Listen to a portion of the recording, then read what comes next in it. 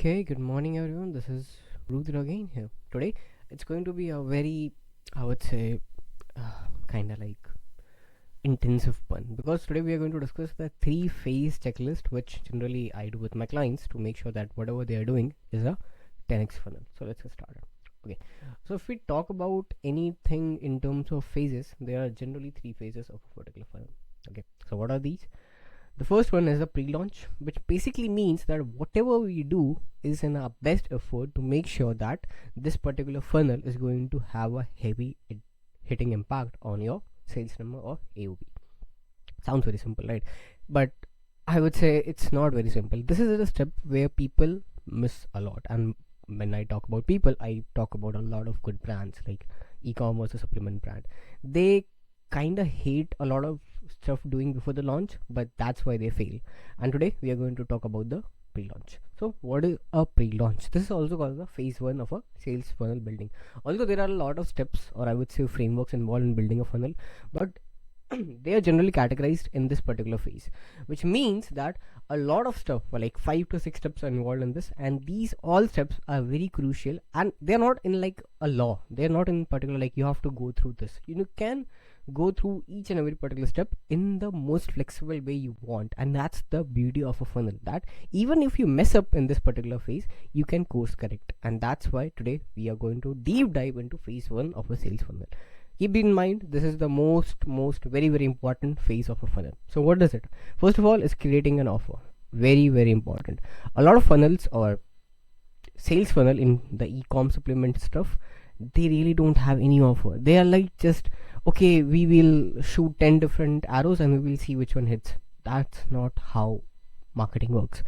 As I said earlier, marketing is all about perception. So if you have to create a good perception, you have to make sure whatever you're launching is not perfect at the time, but it's the best of what you can do. That doesn't mean you have to be paralysis by analysis. No, that means that you're going to create a really good offer. That's the first step.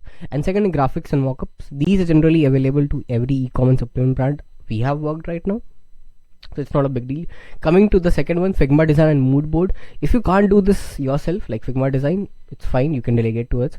We do it not the best in the industry, but yeah, very good at we are good at it. Okay, anyways, so this is a Figma design and mood board. This is where we design the whole colors, the whole aesthetic, and what we want to convey to a particular customer, to your customer as a brand owner.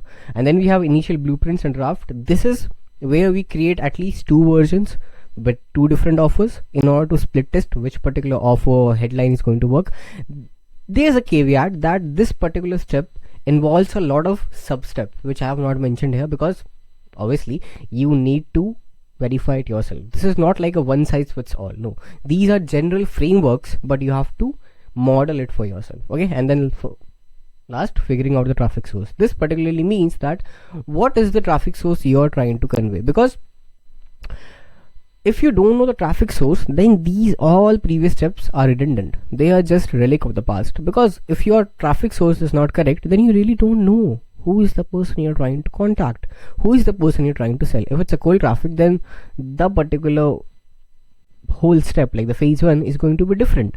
But if it's a warmer traffic, then the sub headline, the whole copy, it would be much different. And that's it. There are 2 main sources, paid sources and organic. I would say if you're targeting with a cold audience, go with the paid source. Test your audience, know if how and what they are reacting. If they are reacting in a way which you wanted, for example, getting a good AOV, low churn rate, low card abandon rate, it's good, and low CAC, it's good. It's like you have find your, what you can call, winning champion. But if you are not able to find, then you can go with a more, I would say, organic source, where you are trying to focus upon building a brand over time. It's a compounding thing. Okay, this is the phase one. Now coming to the phase two, it's all about testing. It starts with like testing, split testing offer, A and B test. A lot of people know. Here we are basically testing the previous offers we have created here, like after the initial blueprint and draft, and then we test it. This is always done in phase 2, like testing, because we want to make sure that first of all our people, like your customers, are very responsive to it, how they are reacting to it. And second, we have tweaking the headline and copy. you would say, what's the difference between the two terms? The difference is that tweaking headline and copy is not same as a split testing offer, because we are just focusing upon the offer, not the headline and the copy. For example, if you're targeting a cold audience, and if you want to know which offers is gonna work best, then we are going to just use this step and leave this particular step out. Okay. And if you're targeting, for example, cold to warm audience, for example, if you know that this is going to work good with cold audience, let me test with warm audience, then we are going to tweak the headline and the copy.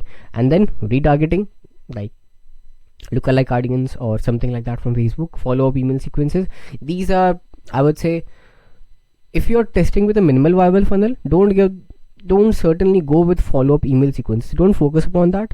Test your offer first. That's the key thing here. Offer is the king. And then secondly, we have automation, like payment automation, fulfillment automation. For example, generally you have like one SKU, or in upsell 2 or 3 SKU, then we have to connect that with the inventory and the Shopify backend. So that's all stuff.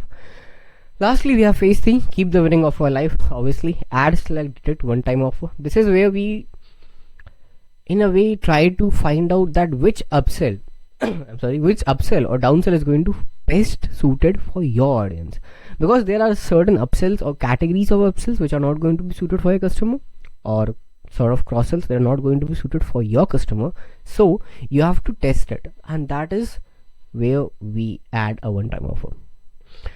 Last, expand on winning ad sets. This is much more of an advertising point of view, where you are keeping or cloning the ad set which is good, like CAC numbers are low, and you are doubling it, or I would say 10xing the whole thing. Lastly, we have affiliate network. This is much more headache like thing, but it works really good. It works like a charm almost. Organic outreach, podcast or talk shows, joint ventures with people in the same industry. This is much more of an organic outreach, so you can skip out. First of all, focus on phase 1, phase 2, and then phase 3. Phase 3 is like very, very advanced, so you might not be able to do everything, so delegate it. And that's it. Here are some extras: software, pre-launch notes, organic media, graphic and angle, and hooks for copy. And that's it. I'll see you on the next video. Bye bye.